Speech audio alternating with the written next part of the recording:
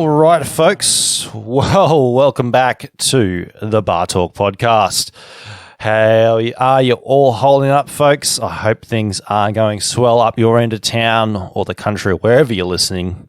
I hope things are not too gloomy. Hope things are going lovely.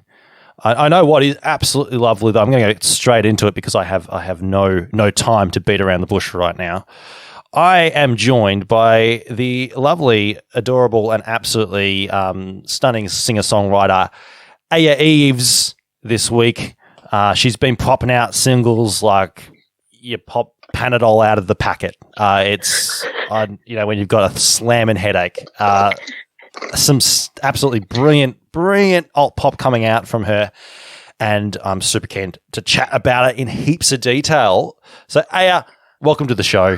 Thank you so much for having me. I hope my rambling intro is the highlight of this interview. No, actually, no. The highlight will be chatting to you. But I hope my rambling intro didn't put too many of your fans off. We're not I'm exactly. sure that they'll love it. We're not exactly the most scripted show here. That's okay. we like to get off the cuff, off the top of your head comments. So we've got to keep it raw and unedited. Yep. Let's get straight into it because you've been a very, very busy person this year, all things considering. Yeah, I mean, this year's weird because it feels like I haven't done anything, but then I'm like, one of my friends told me that I had to write out all the things I've done this year because I keep feeling like, I'm not doing enough. And I was like, I've actually, released a few songs and written a whole bunch and have more on the way. So I guess there is quite a bit to look back on this year. I was going to say, so this sounds like one of those friends that the one you go to advice, like you call up 4 p.m. or whenever in the afternoon when there's been some shit happen and you're like, oh my God, I just want to complain. And is this the kind of person that I'm thinking of where you just sort of like, you call them up whenever there's something going on and you're like, I need your opinion. Let me know what you think. Yeah, I would say that this friend definitely fits that role. But I think this was just me kind of feeling like, I was feeling like I wasn't really getting anywhere or doing much, and she was like, "Are you kidding me? Like, can you just take a second and like look, just write out the things you've done in this year alone?" And I was like, "Okay, all right, maybe there's some merit to what you're saying." So, I mean, you've been busy this year because this is the first year you've really sort of started to pump out the singles under your stage name. Yeah. And I have to admit, I've heard some of my fellow colleagues here at AMR really, really mess up the pronunciations. A classic AMR trope where if we're given an interesting stage name, we go, look at that. We go, how's that pronounced? YVES? YVES? Like I've been hearing some interesting pronunciations from the other AMR co-hosts. So we can finally settle it. It's YVES. Gareth, are you listening? YVES. It's actually Aya. Oh, Aya. Did I muck it up again? Yeah. Whoops. But that's all right. Sweats uncontrollably. Sorry. No, it's so fun. I love I think my favorite pronunciation I've heard so far has been YVES. And I'm like, what? Okay, sure. Let's go with that. I think that adds extra letters into it that weren't there. Yeah, I'm like, where did you get the extra syllables from? I don't understand. But oh well. It's definitely it's pretty funny hearing how people pronounce it, and it honestly started as Aya Eve, because like Yves Saint Laurent, they just say Eve. It's the French spelling. Yeah. And then people just started saying Eves, and I was like, I actually really like it. So I was like, I'm just going to stick with that. Where does it come from? I have to ask because it's an interesting name. So I wanted to like pick a stage name for a while, and maybe like 2 years ago, I was staying at a friend's house, and I had a dream. Like it sounds cheesy, but anyway, in my dream, I was like standing in the wings of a stage. And I was peeking out, and there were thousands of people, and they were chanting, "Ah, yeah, ah, yeah, ah, yeah." And I like ran out onto the stage, and they all lost their minds, and I started singing. And I knew it was me, but obviously, like not my real name. And I woke up and I was just like, that was the most vivid dream I've ever had, I think, because a lot of them, like, you just don't really remember them, or they're gone as soon as you wake up. And this one woke me up in the middle of the night, and then I wrote it in my notes, and then I Googled what it meant, and Aya means to fly swiftly in Hebrew, which I thought was pretty special. And I had it in my notes for about 2 years, and then I wrote Insanity, and I just kind of knew that was the start of the project. That was March last year. And then when I went to actually launch, I wanted to be the only one with my name on like Spotify and Google and whatever. It's a very important. It's a very important requirement. I don't think a lot of people realize. It's like you got to be able to stand out. You got to, when you're searching in Google, you got to be the only person that comes up. Yeah. And when I searched Aya, like it's a Japanese name as well. So like there are quite a few Ayas around and like brands and stuff that have the name. And I was like, how can I make this different? And then I was like, okay, what could I add to it?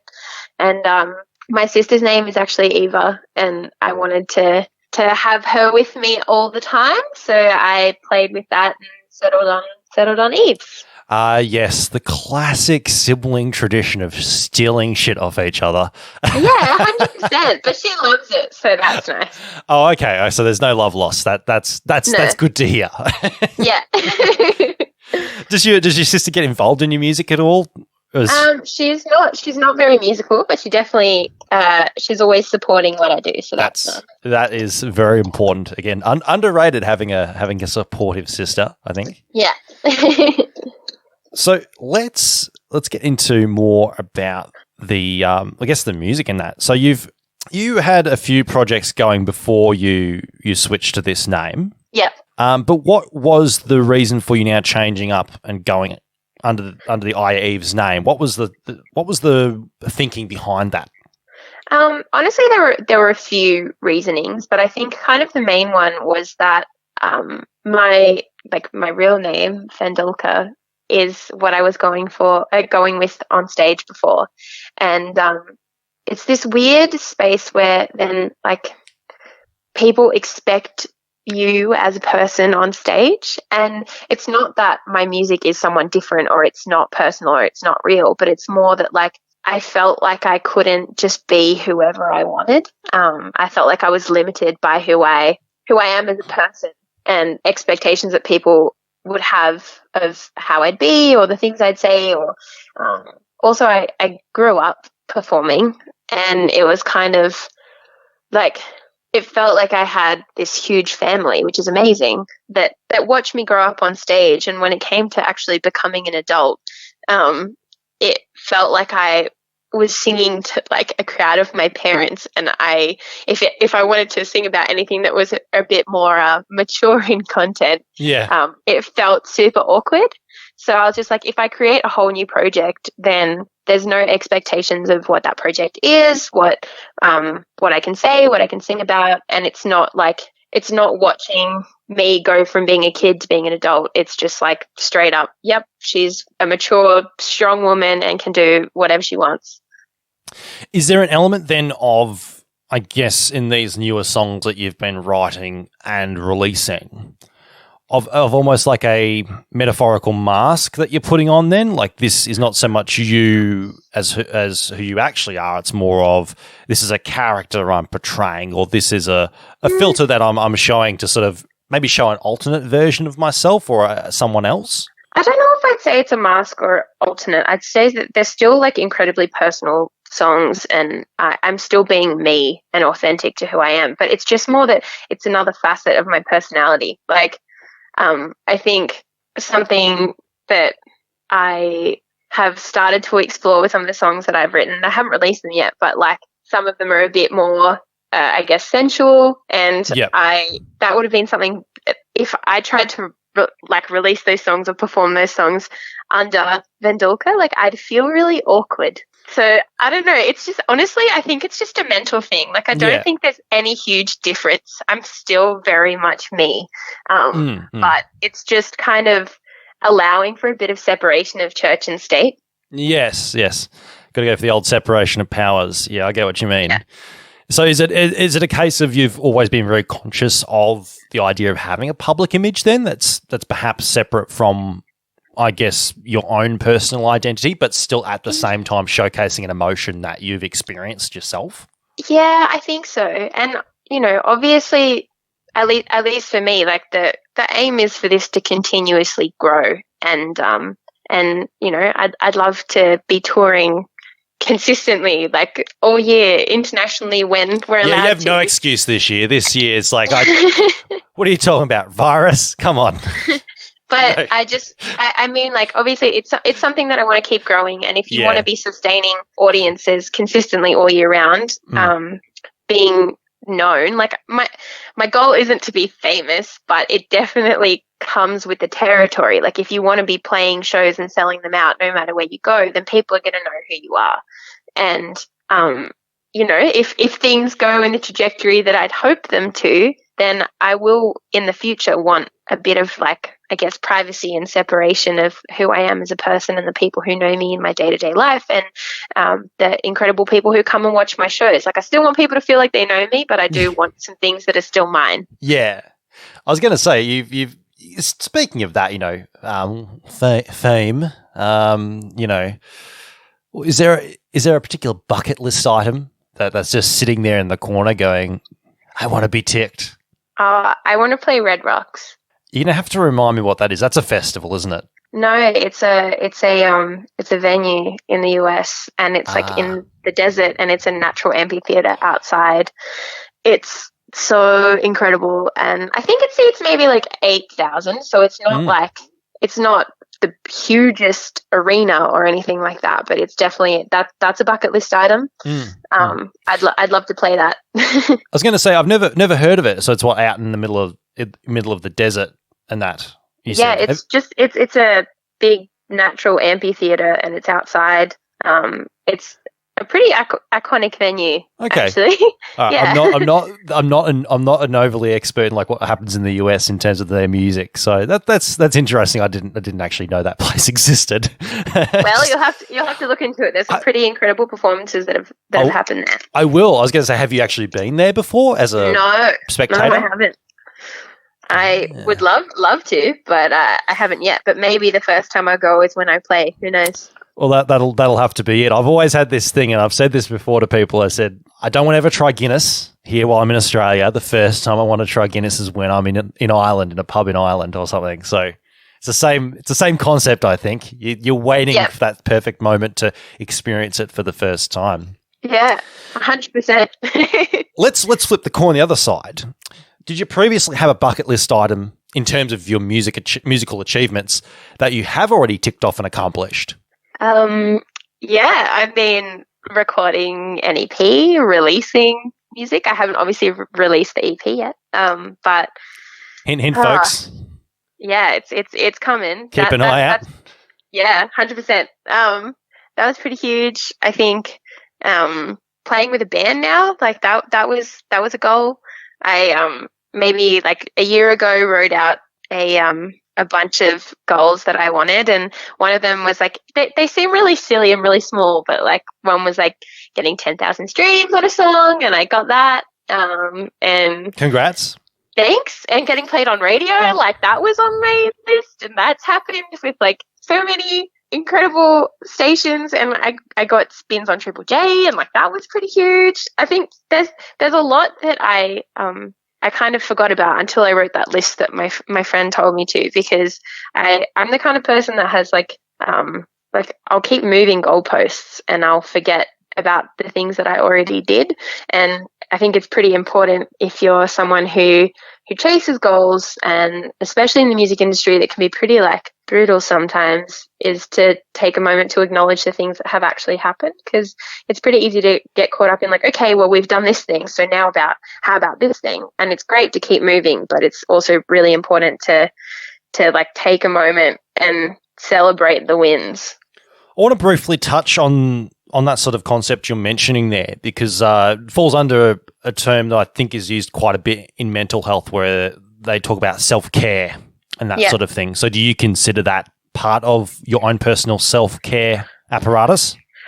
Yeah, I'm not that great at it yet. I don't think um, anyone's perfect at it. It's like yeah, anybody that's, not. Yeah, no, I can't think of anyone that's got it down absolutely pat. And I think that's where your friend, like people that you trust, come into it, where they can sort of push you in the right direction. yeah, I think when people think self-care, like a lot of people think, oh no, like bubble baths and like I'll reading have a that book extra and chocolate bar.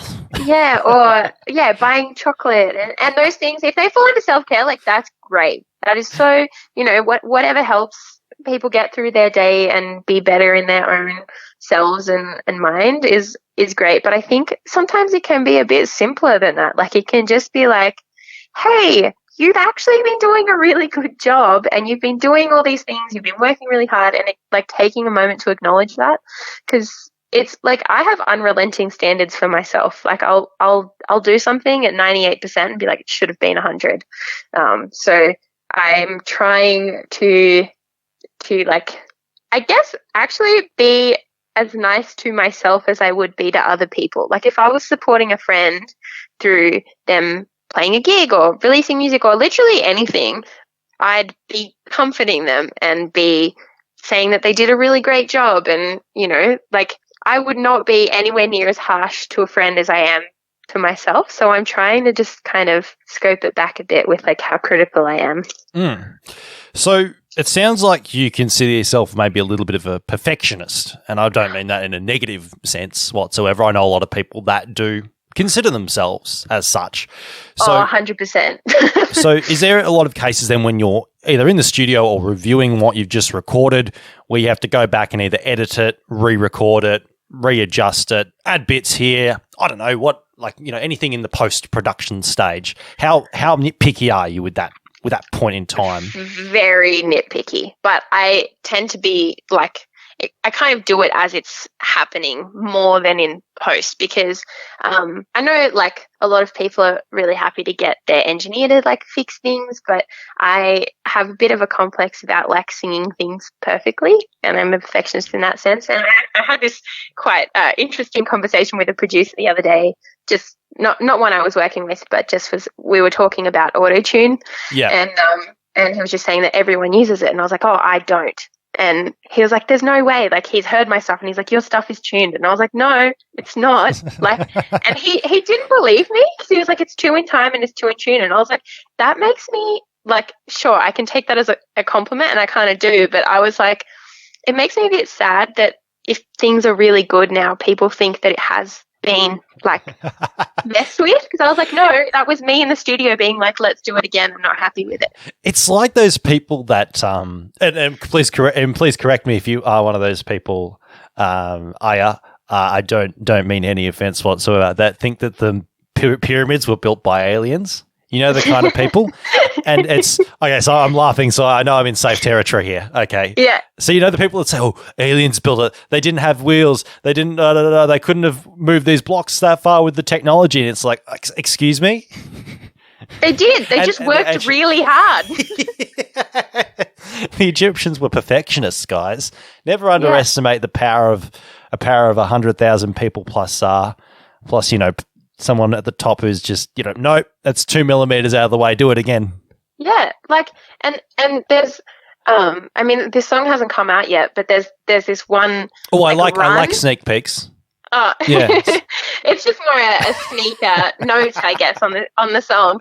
But there's this one run that I do in there that like I did. I think we maybe did like 62 takes or like 63 takes, like something ridiculous. And I kind of felt bad that I kept putting Zave through the same thing. And to be honest, like it's still not how I wanted it. So, but it's like, it's pretty damn close. And when I was talking to this producer the other day, and he was saying that like things always tuned and like fixed afterwards, I was like, I'm so open to other people doing whatever they want to do to their music. But for me, it's just an integrity thing. I'm like, I'm a singer. I want to do my job as best as I can. So then like a producer can focus on his job as best as he can. And then the mixing engineer just thinks about the mix. Like he's not thinking about fixing my vocal. He's just doing what he wants to do. And like, I just I guess that's the thing for me. I am a perfectionist, and sometimes it's a good thing, and sometimes it drives me up the wall, and probably drives other people up the wall. But it's just the way it is. Yeah. Actually, well, I think this is a good transition, I think, to the song that we're going to play in a sec, because you mentioned about how you're very pedantic about your vocals and how they come out.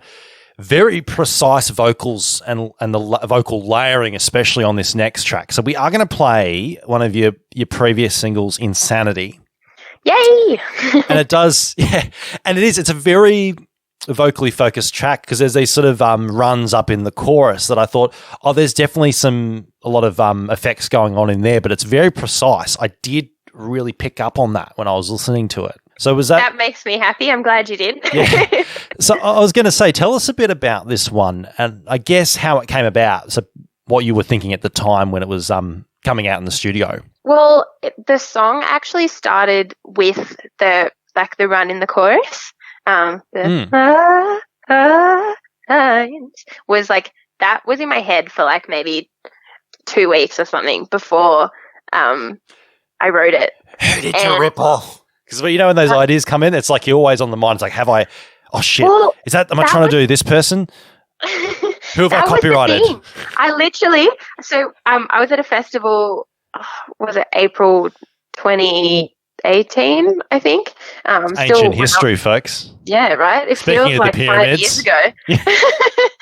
And yeah, so when we were there, I was walking around and I was like, is this a song? And was just like singing that at people.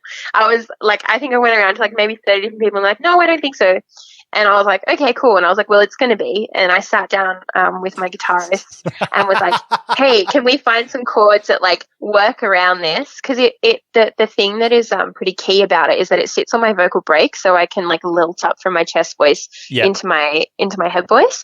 And so we based it around that, and the song actually fell out pretty quickly, like maybe in like 2 hours or something, and then we played it at a gig that night. But it was like, I was frustrated because I was seeing someone at the time, and I just like left to go to this festival, and like I could see that I basically like, I started seeing this person and I could see that it was going to be really messy. And I was like, I got the classic, I'm not ready for a relationship line, like just before I went to this festival. And I was like, of course you're not. No worries. And then, yeah, when we started writing this, it was just kind of like, that was what fell out. Actually, when this person and I broke up, broke things off. It's not all happy endings, folks. It's not all happy endings. It's fine. Like we're good. We're friends now. Okay, that's okay, I stand corrected.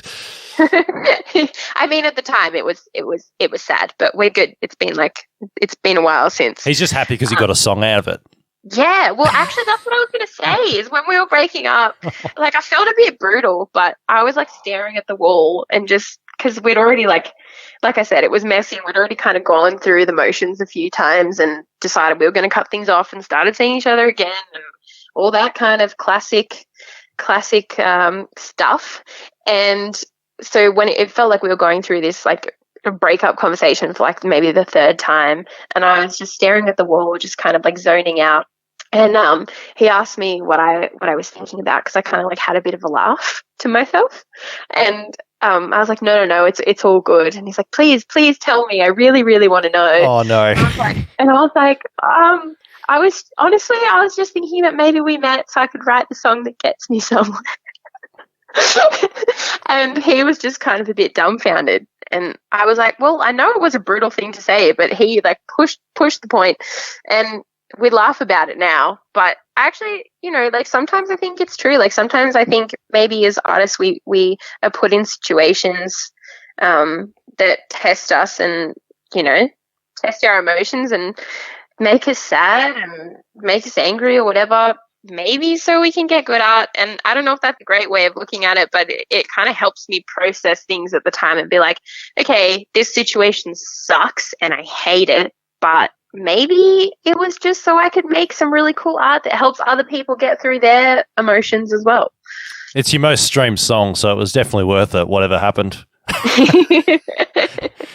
Not to be brutal or anything. Well, look, like I said, I laugh about it now, and so does he. That's good. That's going back to the endings. At least it's a happy ending at the end of the day. All sunshine and rainbows, and the $3 of Spotify money that you're owed. Yeah, like the whole $3. I might get half a coffee or something. Have a latte on me, Spotify. Yeah. Let's play it. Yeah, sounds good. Insanity. It's insane that we should come back and chat a bit more afterwards, but I'm just a bit mad, so there you go. We'll be back soon, folks. Please hold on to your horses and hear it. And I'll say that again. That was terrible. Hold on to your horses, folks. We'll be back before you can say nay. You said I should be careful. You said not to fall, but I want you to care for me. A little's better than nothing at all. We agreed you're not ready. Your heart is a mess, so I'm treading carefully, trying to stay in my head. Have we lost our minds? I don't mind, so I'll leave on the line. Have we lost our minds? I don't mind, let's leave all sanity behind. Sanity behind. She left a mark on you, so up went the walls. Now you can't tell the wrong from true. Never giving your all. We both have our histories, closing the door, so we'll stay a mystery. If we ever want more, have we lost our minds? I don't mind, so I'll leave on the line. Have we lost our minds? I don't mind, let's leave all sanity behind. Sanity behind. Losing my mind.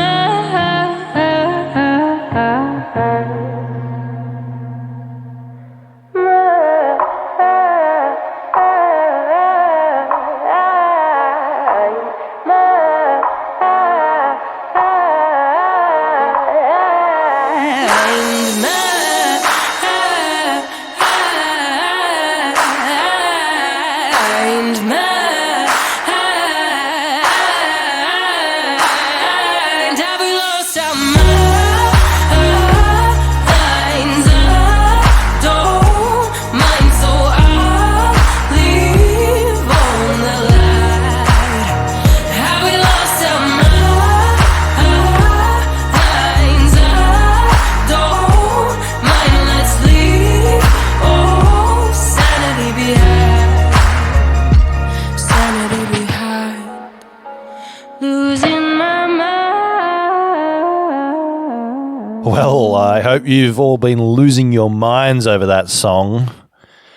That was Insanity, one of this year's singles by the awesome YVES, or yeah, no, that was right, wasn't it? Aya. It was right. I got it right, folks. How about it, eh?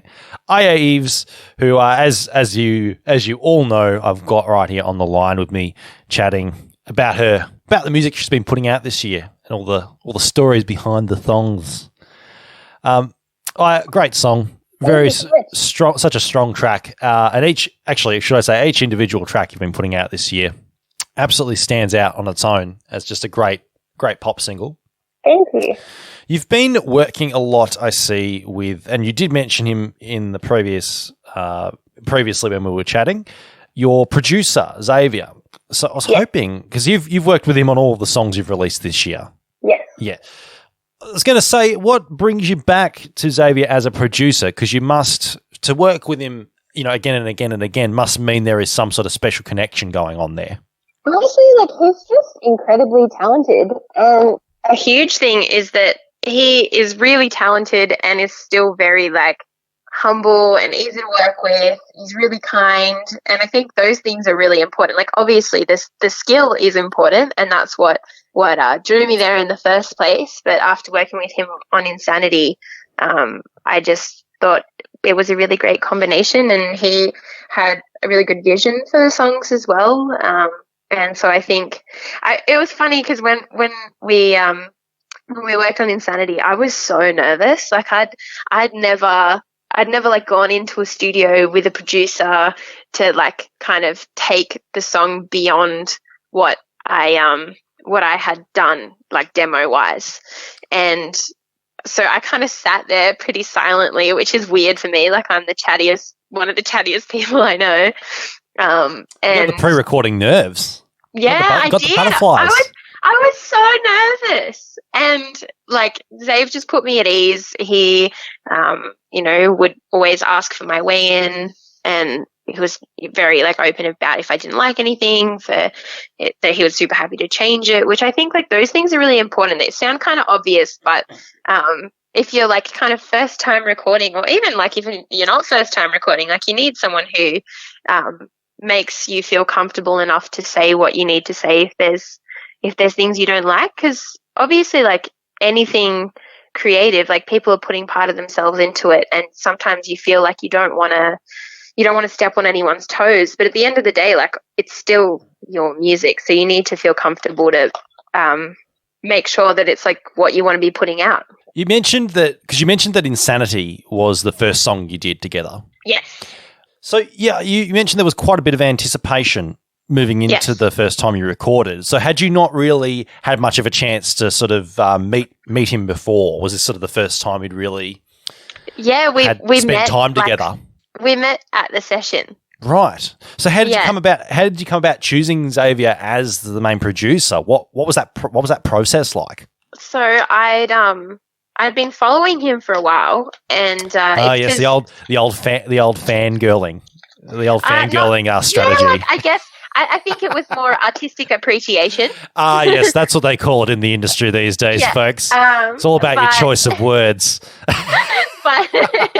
but he had produced Grace's EP, Grace with 2 A's, and I've known her since we were maybe 12 or something like that, and we would check in with each other along the ways of music and be just really supportive of each other and what we were doing. And obviously she's had quite a bit of success come her way, which is amazing. And we were talking this one time, and she was asking how music was going, and I was feeling a bit frustrated because I'd approached a few producers and I was getting turned back from quite a few people, and I was feeling a bit disheartened, and I was kind of telling her about that. And I'd approached this producer, and he had told me that my voice was great, but my songwriting was lacking.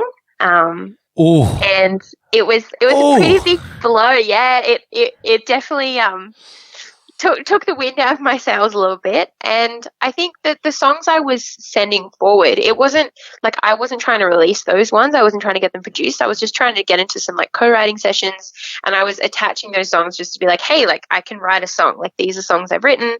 I'm trying to move beyond the folk music that I have been writing, but just like, I guess I was just kind of trying to show that, like, hey, I can write a song. This is what I've done.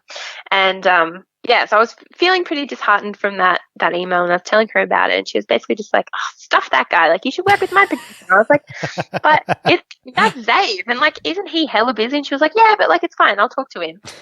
And Let me talk. and, My guys talk to his guys. I'll arrange a My guys talk to meeting. his guys. I'll buy him dinner. It's all good. But to be honest, like, I didn't follow that through for a while because I was really nervous that I'd just get another no. And I kind of let it sit for maybe like 3 months or something like that. And then I wrote Insanity, and I was like, I think this is the song. Like, I feel confident to go forward with this song because it felt different to everything I'd written before. It felt like a pop song. And I was like, it's really catchy and I like it. So we made an acoustic demo, Victor and I, who was the guitarist I co-wrote it with, and sent it to Zave, and he was like, yeah, this is great. I'd love to work on it. And that was kind of how the process started. I was going to say, with that process then, how you originally envisioned the song when you were writing it yourself compared to the final product, how much of a disconnect was there? Because was there much of a stylistic change that you went through during the studio process?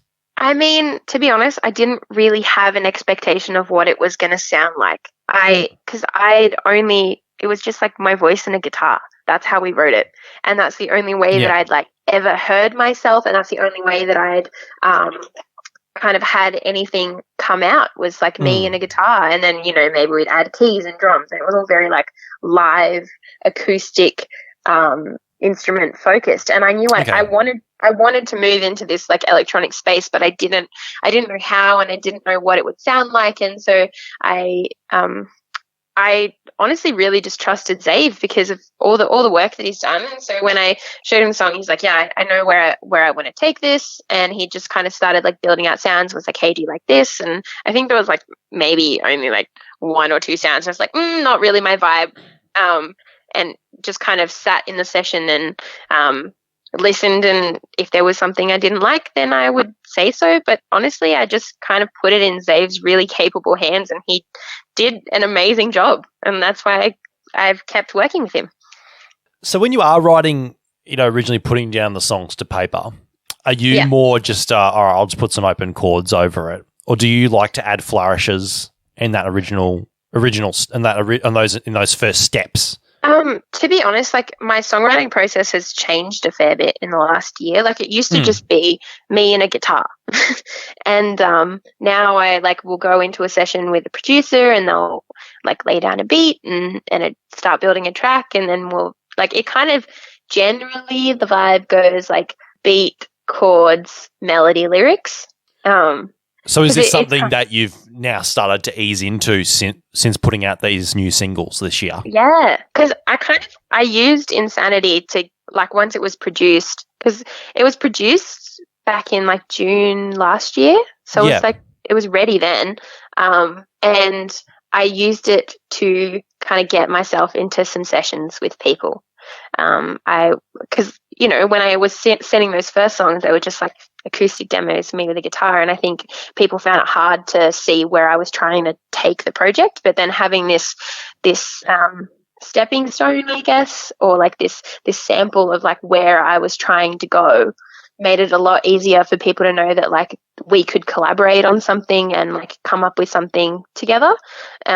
So I actually used the story behind the next song that you're going to play, behind Deary, like how that came to be, how I got into the session with Lanks was pretty, like, I was just determined. I was like, this is going to happen. I'm going to write a song with Lanks.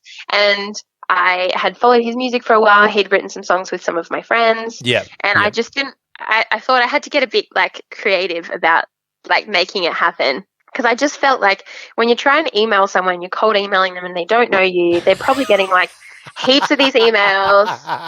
So he was, you see where this is going, right? Yeah, it's the fangirling part too, it wasn't email boogaloo.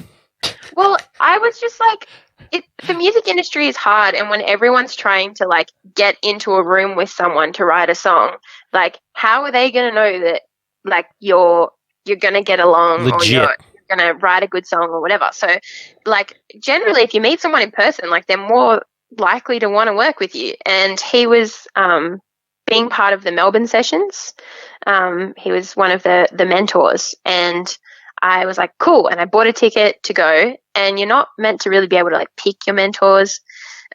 They just kind of like put you in and you get what you get. And I wrote in my like dietary requirements box, I was like, please, I'm driving from Canberra. Can I please be in like this session? And I drove down, and there was only like 5 people in the session. And then at the end, Will was like, hey, can you guys like show me what you've been working on? And I literally only had Insanity. And so I played that, and like for the other songs, like there was quite a bit of like open feedback and people kind of chatted out, and I played Insanity, and he was like, oh, I like don't really have anything to say, just that like I'm really excited for your career. And he was so beautiful. He's such a kind person. And I was like, hey, well, if you like that, can we maybe write a song together? The classic segue. Yeah. Works wonders, folks. Obviously. Well, he's also in a band with Zave. They have a group project, OK Moon. And so I obviously knew that he knew Zave. And then when I told him that Zave produced it, he was like, oh, cool. Well, like if Zave's willing to work with you, like he's a busy guy. Like he must see something in you. So like I'm willing to kind of do the same thing. You mentioned about the Melbourne sessions. So was that some sort of songwriting camp? It's run by Music Victoria and like APRA sponsor it, and it's basically like I think it was only one day, but it's a one day like workshop, and you have there's like keynote speakers and stuff. It's just like a networking thing too. Yeah, like there was keynote speakers, and then in the afternoon you went into like a workshop with a mentor, and it was meant to be like they talk about their songwriting process and maybe give you some pointers on yours. And that's kind of what happened with Lennox, because he was running one of those. And so that's why I was like, I just need to get in a room with him, and I can show him the song, and then it'll work. And then we wrote Dear E together in our session. Well, we'll come back to the song too, because we are, as you mentioned, as you dropped the bomb before I was ready, we are going to play Dear E soon. But I just wanted to ask, I was just about to say, that's right, that was going to be my question. What's the most unconventional piece of wisdom or advice someone's given you? One that you wouldn't have expected, sort of maybe a bit left of field, and has ended up being either really good or so bizarre it's just laughable. Has there ever been an experience where that's happened? I don't know if it's been really like, if there's been any bizarre pieces of advice, to be honest. Or maybe like unconventional wisdom, stuff you wouldn't have thought would be important, then, as maybe in hindsight has turned out to be really good advice. I feel like it's all been pretty conventional when you think about it. I'm yet to have some like spooky encounter where someone says something where I'm like, oh, I don't know. I guess in terms of unconventional things people have told me, maybe when I was like 7, it's not so much advice, but I was like 7 or 8, and I was at a festival, and this woman came up to me, and she just like put her hands on my shoulders and looked me in the eye and was like, you're going to be really successful. And I was like, I'm like 7 or 8, like I was literally a kid, and I was like, okay. And she was like, people with markings in the middle of their face are always really successful, and I just have I have a mole above my lip that's like right in the middle. And I was like, look, I'll take it from this random witchy lady that I met at this festival. Like, that was pretty unconventional. I don't know if it's not advice, but I was like, I think back to that and I'm like, well, that lady said it must be right. I'll take it as it comes. Yeah. Let's talk about the latest single, because it is a very personal track. Yes. So I was hoping maybe you could give us a bit more insight as to, I guess, maybe the themes behind it and what you were thinking when you were going in with Lanx and co-writing it, or what, I guess maybe what was being brainstormed even when you were going towards putting it together. To be honest, it wasn't really brainstormed at all. It was like I didn't go into that session expecting to write that song. I didn't. I I didn't, to be honest, I didn't want to write that song. Like I was driving up to my session and my mum called me and she told me that my sister's cancer was untreatable because we knew she'd just gotten diagnosed with breast cancer maybe like a couple of weeks before, and then they had to go to a specialist appointment and see kind of like how much it had progressed and what the prognosis was and all that kind of stuff. And I pulled over and I just had a big cry and was just like, okay, well, I still have to keep driving and I like got to get up to Sydney and do this session. And but like obviously it's one of those moments where your life is like changed and there's nothing you can do about it.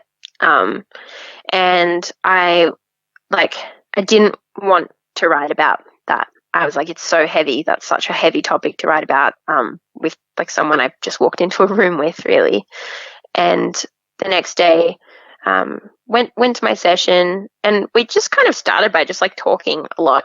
Like we had like a good like 2 or 3 hours of talking, not about anything in particular, really. It was just like music industry and as they say, just yeah, and just kind of I guess getting to know each other a bit, and then Will started making some sounds, and we spoke about artists that we like, and we both really love Bon Iver. And so we started with a vocal drone, and then Will asked me to like do some mouth percussion, and like in my head I'm like boots and cats, like that's mouth percussion. Like I'm not. Yeah, I know what you. I felt so awkward. Give us the example for those who don't know the booms and cats. Oh no one needs to hear that. But I walked up to the mic and went to like start, I don't know, like making some kind of mouth percussion noise. And I felt so awkward that I laughed. And so obviously the mic was recording at that point in time. And then Will like listened back to it and he's like, oh, your laugh is actually like in time and in pitch. Do you mind if I keep it in there? And I was like, yeah, sure, why not? And by this point, like, you know, there's vocal drones, there's some like gentle percussion, there's laughs in there. It's quite emotional already. And then Will's like, so what do you want to write about? And I kind of like, I couldn't think about anything else other than the news that I'd just gotten. And my laugh sounds very much like my sister's, and it just kind of like made the song happen. Because I was just like, I didn't want to write about it. But when the laugh like became a part of the track, I was like, honestly, like, I'm so sorry for what I'm about to tell you, but like, this is kind of what I think it has to be. And, you know, it's a lot to write about. And Will was like, I don't really know where to start with that. And I was like, neither do I. And he's like, how about like, you just sit and write and like, don't worry about whether it's going to be a song or not. Like just write and say what you need to say, and I'll keep building the track. And so maybe for the next like 2 hours or something, it was a pretty long time, Will was working on the sounds, and I was sitting at his dining table and like writing this letter and bawling my eyes out. And you know, at one point then Will's like, hey, can I like read what you've written? And it felt so weird because it's like I basically just like poured my heart out into this writing, and then like, you know, you have to allow yourself to be so vulnerable with someone that we really only just met. Like, sure, I met him in Melbourne, but we still now like don't know each other that well. And do you think that maybe that is an advantage because there's less of that expectation because if you were with someone that you knew really well, would you find that perhaps there'd be more or somebody that you had that existing relationship? Do you think there would be more of those barriers to coming, whereas there's no expectations with somebody that you're not really that familiar with? Do you find it easier then to share those thoughts because there isn't those expectation that's been there because you've known each other for a while? Do you get what I'm asking? Yeah, I think partly, but yeah, it's hard. I think it depends on the person. Like, I actually don't think that song could have been written with anyone else. And I'm sure, you know, maybe that's an exaggeration, but like with just anybody, because Will is like, he's very gentle and soft-spoken and like very, he's just like a very gentle soul to be around. Yeah. Like and if he wasn't like that, then that song couldn't have become what it was. Like, I felt comfortable enough with him as a stranger to share those things.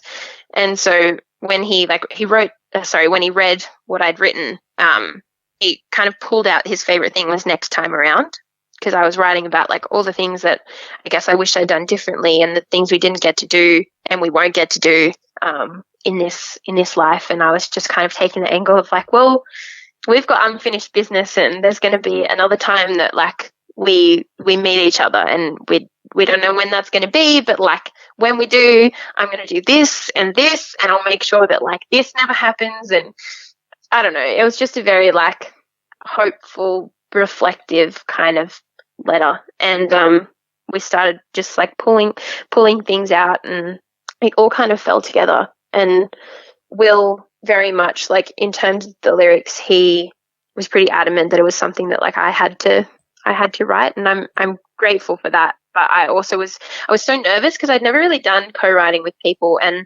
I was nervous that my songwriting wasn't any good. And so I was like questioning what I was writing before I even let it come out.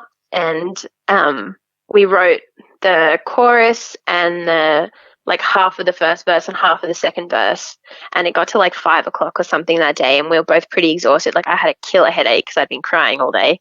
And so we like decided we were going to finish the song another day, or like keep working on it separately or whatever. And I went to Glebe and went and got dinner, and I like sat there with my earphones in listening to the track, and I ended up just writing the rest of the lyrics. Yeah. I think it was just like, it's not that Will made me feel like I couldn't write. He definitely made me feel like I could. But when you have someone who's like a really amazing songwriter and you look up to them, and like you're going into a situation that you've never been in before, like it was hard for me to not question my ability. And then just, I think sitting there by myself, I didn't feel like I had any pressure, because I was like, oh, I can just do it again. I was going to ask to, because and this obviously I appreciate this might be more of a personal question, but what was it like then eventually when you had to tell your sister about the song? What was the reaction there? She hated it and loved it at the same time. Was that what you were expecting, or did you have no expectations whatsoever? I didn't really have any expectations at all. I wanted I wanted her opinion, and I wanted her to be okay with me releasing it. I think that was the thing that I was like quite nervous about, because I felt like it was an important song and it had to be shared, but I also didn't want to do that at any like emotional cost to my sister or the rest of my family. And so that was kind of what made me nervous, because I knew that obviously it would like bring up a lot of emotions, not just for me, but for her and for everyone else in my family as well. So like I didn't have expectations of how she'd react, but she was honestly like, it's your story to tell as well. Like it's not just mine. So yeah, it's a really, really good. Well, I mean, good in the sense of very deep story, and it's great to see it come out in what is really one of your more emotional tracks out of the singles you've put out this year. So it's really good to go into depth about that. Before we play the track, I just wanted to, of course, totally switch up. Of course, we need to know where we can find your music and where we can find your social medias, and where we can listen to the songs. You can listen to them anywhere that you stream music. Of course. And I am on all socials. Well, pretty much all socials, I think, unless there's more that I don't even know that they exist. There's always ones that you don't know exist, As YVES Music, which is AYAYVES Music. Cool. Well, thanks so much for coming on. It's been really, really insightful and so awesome going into detail about all this. Thanks so much for having me. Do you want to take us out to the break and tell us what we're listening to and who you are? Yeah, sure. I'm Aya Eves, and you are about to listen to Dear E. Enjoy, folks.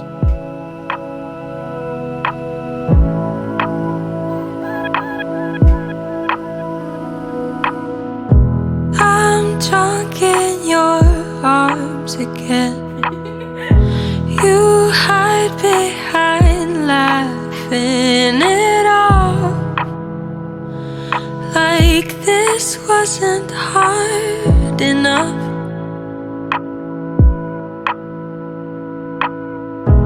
You're holding the ache in it.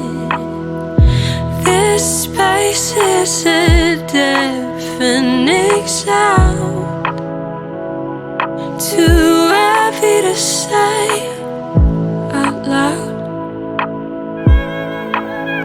Next time around, we'll sit in the garden, laughter around us, hands in the dark. Next time around, I'll share what you're holding. Keep our lines open, sharing your hurt.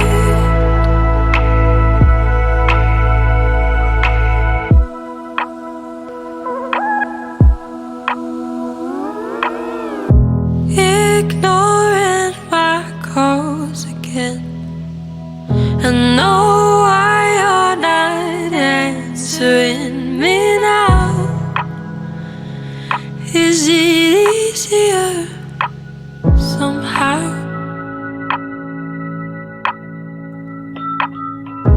Too much in your head again.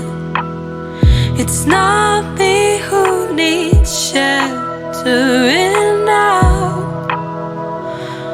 Oh, please don't push me out. Next time around, we'll sit in the garden, laughter around us, hands in the dark. Next time around, I'll share what you're holding. Keep our lines open, sharing your hurt.